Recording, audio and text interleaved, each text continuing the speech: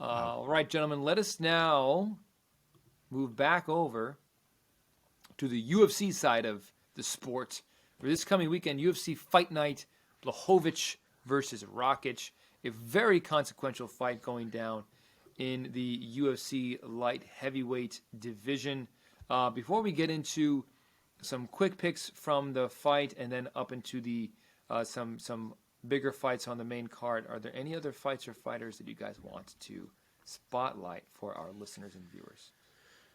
I'll just mention quick, because we picked, maybe 8 fights from this card here. We're not doing every single one, but I will mention there are 2 debuts to watch. One I already told you guys about a couple weeks ago, which is Tatsuro Taira debuting at flyweight against Carlos Candelario. He's definitely a name to watch. Got some hype behind him. His fight got bumped back a couple weeks here, but you will get to see his debut here. And the other, who is maybe even a bigger prospect than him, also at flyweight, and a lot of new blood at flyweight lately. We have Makayev, about a month ago. Now these 2 guys is Jake Hadley. He is debuting against Alan Nascimento.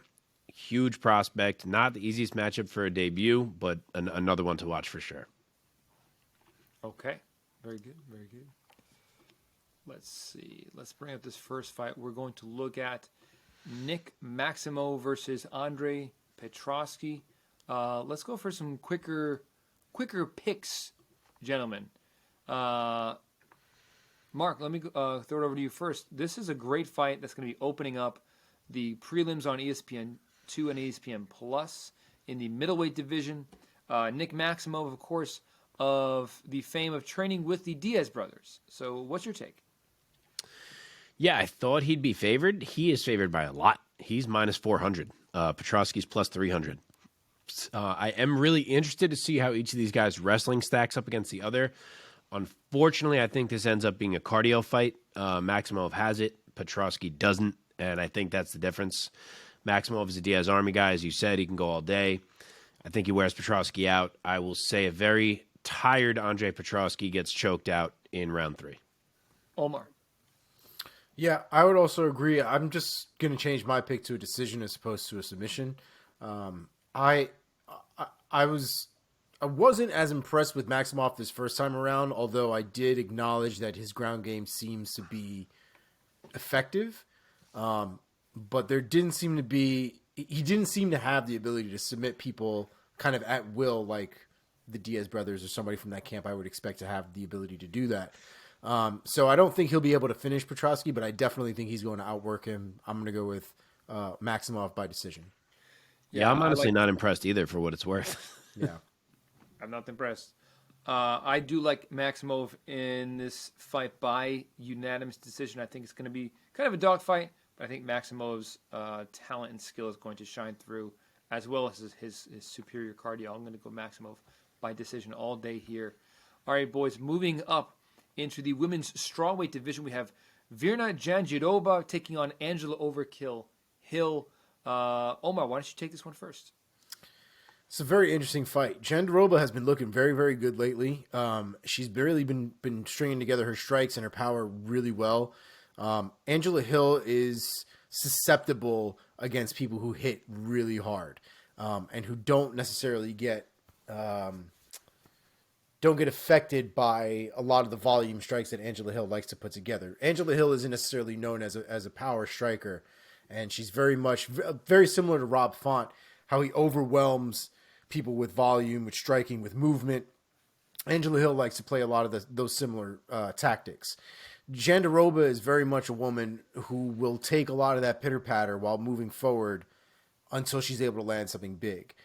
And we have seen Angela get hurt by some of those things, at the very least to take her off of her game, and she ends up losing rounds as a result. I want to pick Angela Hill for this. I think it's going to be a very, very tough fight for her to win, but I think she can do it. I'm going to go with Angela Hill by decision.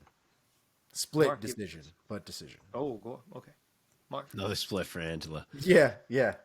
Virna's the favorite here, minus 175. Hill is plus 150, so pretty close. Seems about right. Virna is a solid fighter, but I just don't see what she brings that's going to trouble Angela Hill so much. We just saw Amanda Hebos beat Virna at range, and I think Angela Hill can do the same thing.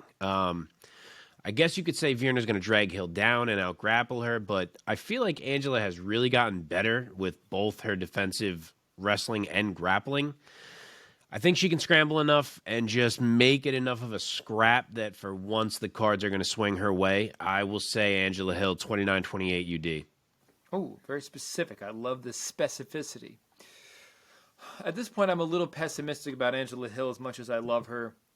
She's been on the wrong side of too many decisions, and I guess it's something stylistically about her.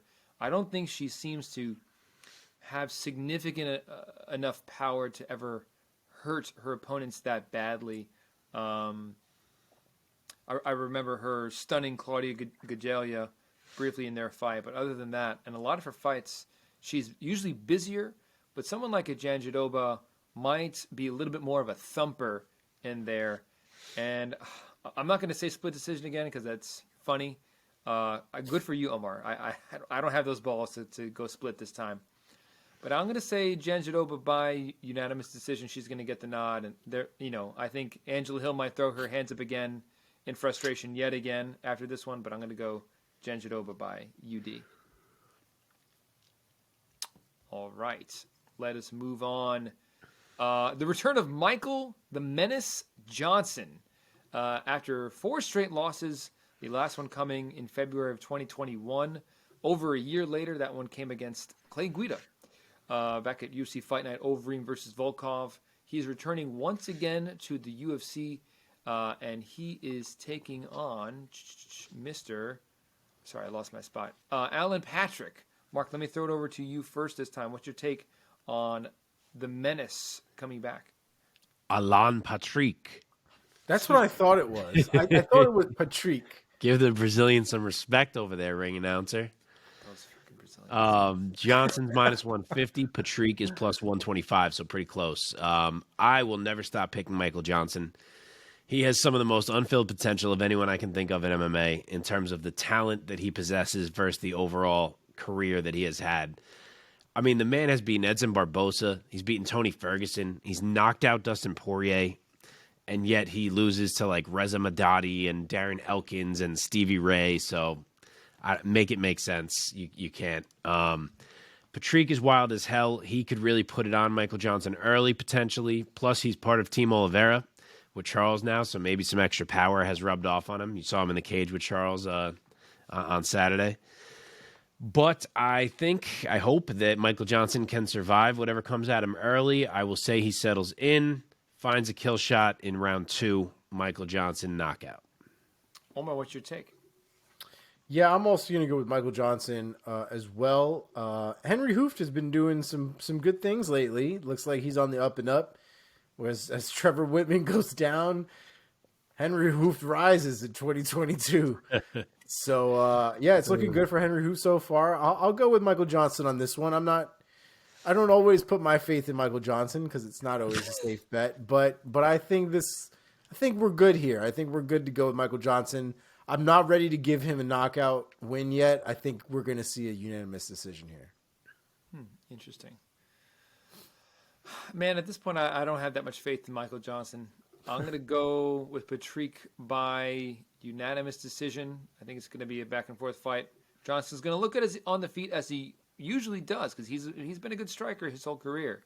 But I think Patrick is a guy. I mean, he's a 15-3 record. He's kind of on the rise. He hasn't seen victory since 2018, but overall as a pro, I'm going to look for him to get the victory this time. All right, last quick pick, boys. David Grant versus Louis Smolka. Omar, let me throw it over to you first. What's your take? Yeah, Louis Smolka, I don't know how many lives this kid has left. He's like Puss in Boots, bro. Like, the man is like, he loses and loses and loses, but he's still here, man. Still here, still fighting. So, good for him in that respect. I'm pretty sure most of, not all of his losses have come from being within the UFC at this point in his career. Just lost his last fight by KO, and, most of his recent losses have come from finishes. I don't have a ton of confidence in Louis Smolka like I once did. Davey Grant is, although he's also lost a couple.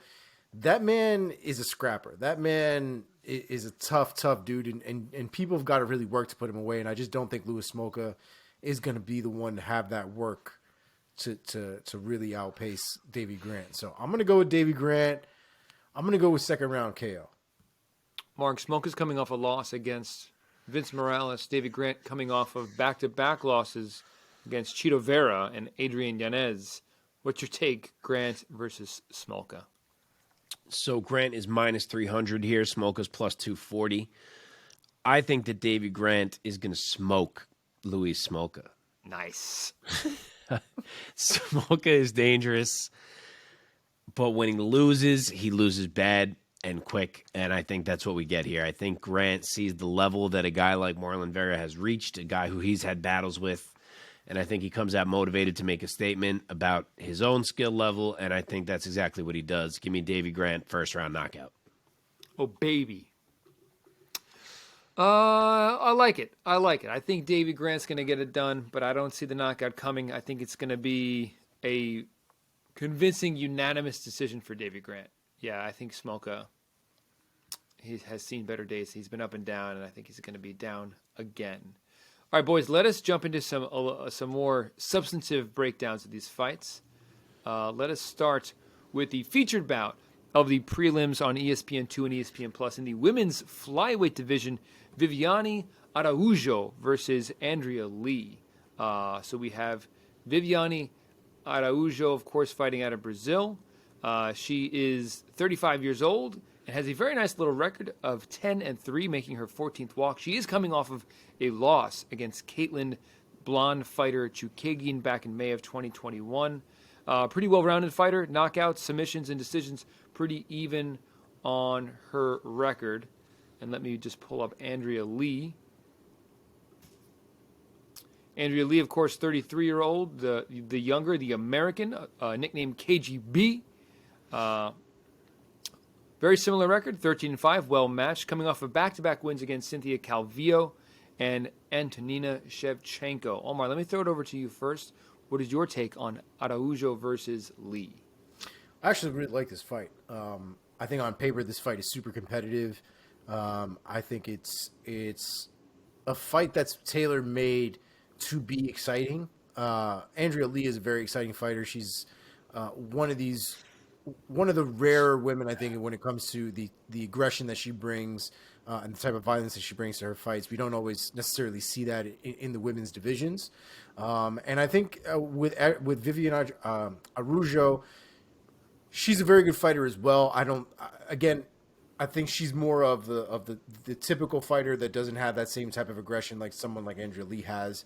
But she's very skilled. Very skilled. She's had her ups and her downs in her recent tenure here in the UFC. But I think Andrea Lee is the one who's kind of set up here to win, personally. I really like her in this fight. She's definitely had her losses when it comes to the top tier of the division. I just don't see Viviani Araujo being that person. So I'm going to go with Andrea Lee by TKO via the ground and the pound. Mark, what's your take and your pick of Viviani Araujo versus Andrea Lee? So this is basically a pick 'em on the lines, which is exactly how it feels in my mind. They're actually both a minus number. Lee is minus 115. Araujo is minus 105, so slightly more toward Lee. But yet this feels like a really even fight. Araujo has more power. Lee has more volume. She scores more from range. I could see the fight swing on either one of those aspects, either toward Lee because she's landing more, using her kicks to control it more, or toward Araujo because she just lands something bigger that hurts Lee more and changes the fight. But what I come back to is, to this point, I feel like Araujo has really had a field day with girls who can't hang with her athletically and kind of struggled a bit with the ones who can, and I think Andrea Lee is one who can. So I'm going to say it's a lot of range striking and a lot of volume from Andrea Lee, and that earns her a 29-28 decision. Okay. Man, my allergies are so bad today. Omar, I already got yours for this? Yes. Yeah, round two. I don't think I said a round, but round two TKO, ground and pound. This is a tough one. It is. They're so well matched. Their records are so well matched. Their skills are so well matched. So I'll go with the Brazilian, Viviani Araujo. I'll say unanimous decision. That's a tough one to pick.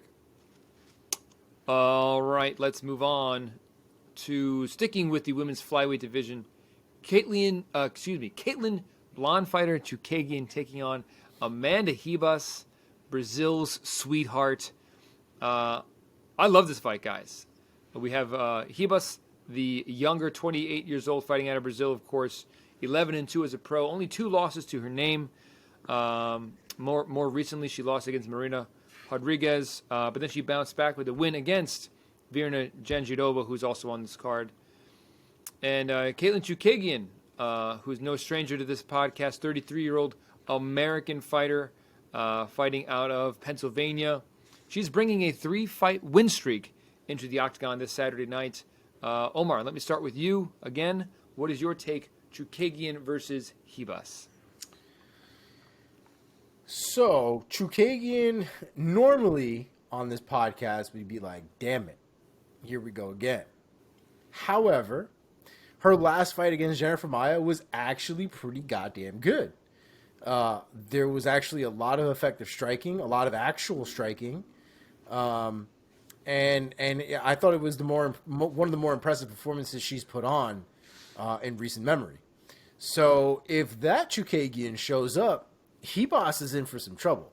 Ribas is very talented. Ribas is very nice on the feet. But Chookagian, I think we've all known how technically sound Chookagian is. I think the issue with Chookagian has always been actually using all of her technique effectively in the cage. But again, she did that against Jennifer Maia, and she did it really well. So considering the fact that she did it then, I would assume that she'll figure out how to do it now. And I think Ribas will be in for a real long night, unfortunately, that on Saturday. So I'm going to go with Chookagian by unanimous decision. Mark?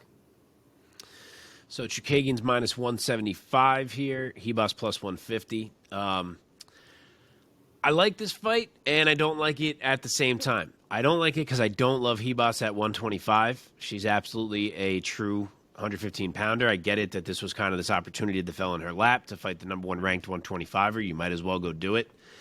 And for that reason, I like it because I'm interested to see if she can pull it off. I do think Amanda is very underrated for reasons that I don't quite understand. I feel like she's ranked by the UFC lower than she should be. And if she was a real 125er, I'd be tempted to pick her here.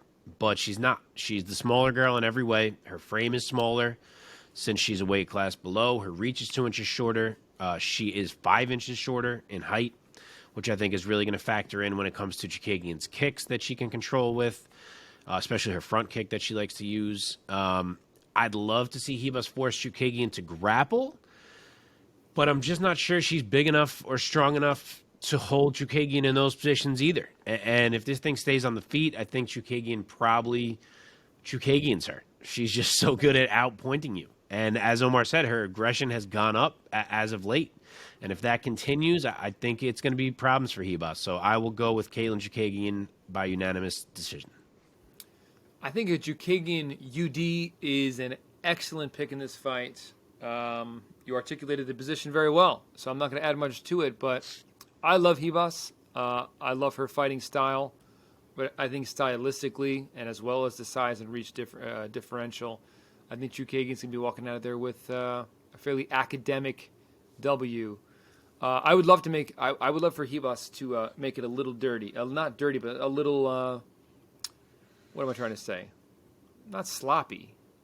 Just like rough. Like make it a fight. Make it a scrap. Chookagian's going to do her cardio kickboxing class. Yes. And she's going to get out of there with the win. All right, boys, let's go into this co-main event of the fight. Light heavyweight Ryan Spann taking on Ion Cutelaba. Boy, oh boy, this one's going to be fireworks. Ryan Spann, the elder, I believe. Yes, Ryan Spann, 30 years old. He is the elder. Fighting out of Memphis, Tennessee. He is coming off of a loss against Anthony Smith, in which he lost by submission via rear naked choke. But overall, he's 19-7 as a pro. Cutelaba, the younger 28-year-old Moldovan, nicknamed the Hulk. Great nickname, by the way. Not enough guys in fighting have like superhero nicknames. How about Ryan Spann's nickname? Did you say that one? You're Superman. getting what you asked for. Oh, I didn't Superman even realize versus the Hulk. I did Superman not even put versus that the Hulk. together. Oh my god. Cutelaba of fame for his outrageous, outlandish face-offs, and very often in which he screams in his opponent's face. He is coming off a nice win against Devin Clark by unanimous decision. Mark, let me throw it over to you first this time. Give us your take and your pick of Ryan Spann taking on Cutelaba. Superman versus the Hulk. The world needs to know the answer. So this is another one where the odds are much wider than I expected. I thought they'd be pretty close. Ryan Spann is the dog, plus 180. Cutelaba is minus 220. This one's interesting. Spann is certainly the guy who has reached the higher heights to this point. They do have some like opponents. They both beat Devin Clark, and they both fought Misha Serkinov.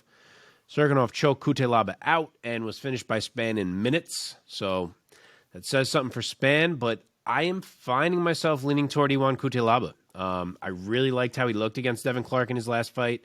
I think he's figuring out his game and reining in the ridiculous wildness a bit. Spann is going to have a 4-inch height and 4-inch reach advantage, which concerns me, especially because I think if Spann wins, that it's likely from a sniper-type range KO where Cutelaba gets caught in space. But I think Iwan can make this ugly. He brings so much pressure. He's putting the fight on you at all times. He's relentless. I think he can wrestle if need be. I think he finds success against the cage, like winging some big hooks there. And I think he can kind of just put it on Ryan Spann in a way that makes Spann struggle to work his game. So I will go with the Hulk to smash Superman, but not truly smash him because I'm saying decision. Omar, we are talking about MMA and not actual comic books. Oh, okay. What's your take? Got it. The Hulk versus I was about to break down the whole DC versus Marvel review. It was about to be a whole other podcast. Yeah, so the fight's actually very interesting. I'm actually a pretty big Ryan Spann fan. I know he's had some inconsistencies in his recent couple fights. But I actually really like the way Spann fights. He's very measured, very controlled, very large for the weight class especially. And I think he's very, very skilled. I think there are some holes to his game, especially when we start talking about going to the ground. But at the end of the day, I do think that I have more confidence at this point in Ryan Spann than I do Ion Cutelaba. So I'm going to go with Ryan Spann by round 1 KO. Okay. I'm actually with Omar on this one. I just have a feeling that Cutelaba is going to revert back to wild Cutelaba, maybe a little too much. And I feel like Spann's pretty good at this weight. And I see Spann being more accurate. I think he's going to hurt Cutelaba. I think he's going to put him away. I'm going to go knockout round 1. I think he's going to surprise some people.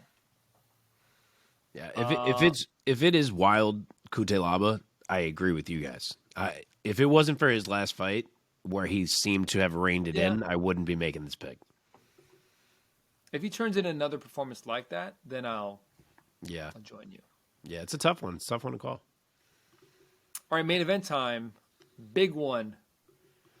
We have at light heavyweight, once again, Jan Blochovich taking on Alexander Rakic. Oh, my goodness. Jan Blachowicz, of course, needing no real introduction to real MMA fans because he is the former UFC light heavyweight champion, the Polish Hammer. Of course, fighting out of Poland.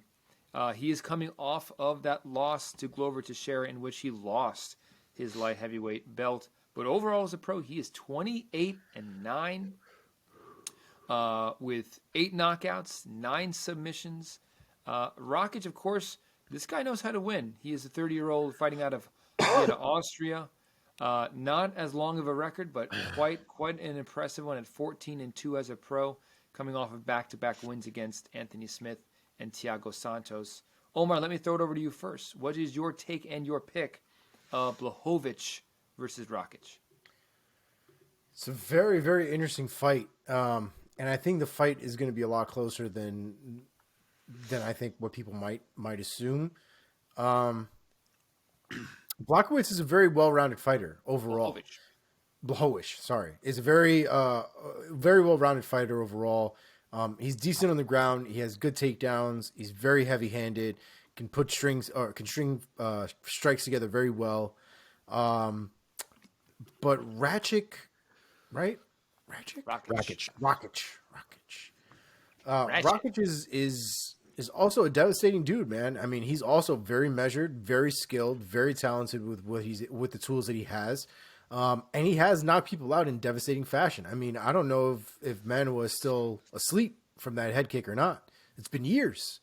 He might not be okay still. I think it's going to be an exciting fight no matter who ends up winning this fight. But I'm going to go with Rakic on this one. I'm going to do unanimous decision. Okay, Mark, give us the line and ultimately your take and your pick. Another possibly surprising one. Rakic is almost 2-1. He's minus 190. Blochovich is plus 160. This one is really tough for me to evaluate for multiple reasons. One is that Alexander Rakic hasn't fought in 14 months, which is a long time to sit, especially when he was on the roll that he was on. And the other is because I've always found Jan so hard to evaluate. And his recent loss only made that even harder for me. Like, even when he was winning 9 out of 10 and he was the champion, I was never like 100% convinced of how great he was. And then he comes out against Glover in his last fight and just looks terribly flat.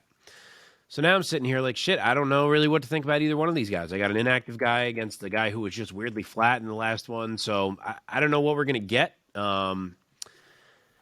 Honestly, Rakic has looked really good. He's incredibly comfortable and calm at all times in the fight. He has been able to overwhelmingly dictate the pace of every fight that he's in thus far. He controls everything that goes on.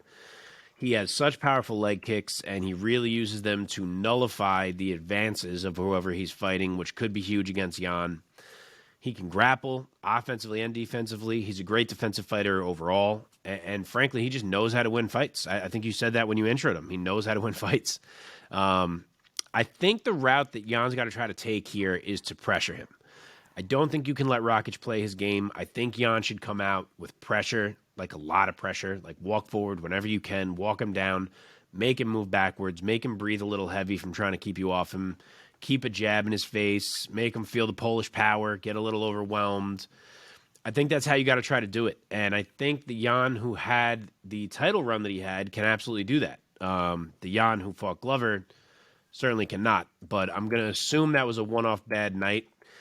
And I'm going to assume that Jan does see that strategy as well. Because if he doesn't and he hangs back and he kind of lets it be a exchange type fight, he's going to get outpointed. But if he does and he pushes the pace, I think he can win. And maybe I'm saying this just because I find Rakic boring, so I don't want to pick him. But I'm going to take a shot on Jan and say that he wins 48-47 in a close fight. Man, I mean, it's funny. I also find Rakic boring. But looking at his record on paper, out of 14 wins, he has 9 knockouts and a submission. Yeah, So it's 10 really only been finishes the out of last 14. few where he became this boring guy. Yeah, I know. I mean, especially his last 2 wins against Smith and Santos, both UDs, in which he just kind of. I mean, he looks like the eye test. Like, he looks like so imposing. He has such a great, impressive physique, and he has great size for the weight class. But just then, the way he fights, he's just kind of good. And he hasn't blown anybody away as of late. He coasts a little bit. He gets ahead on you, and then he coasts a little. Yeah. I'll take the boring decision. I'll go Rakic by decision. Yeah. Omar, what did you say Rakic by? I think I said by decision. Yeah. All right, Mark. I mean, I'm definitely rooting for the Polish power, 100%. Yeah. Yeah. Anything else you guys want to say about this main event or any other fight for UFC Fight Night Blochovich versus Rakic? I think we did it.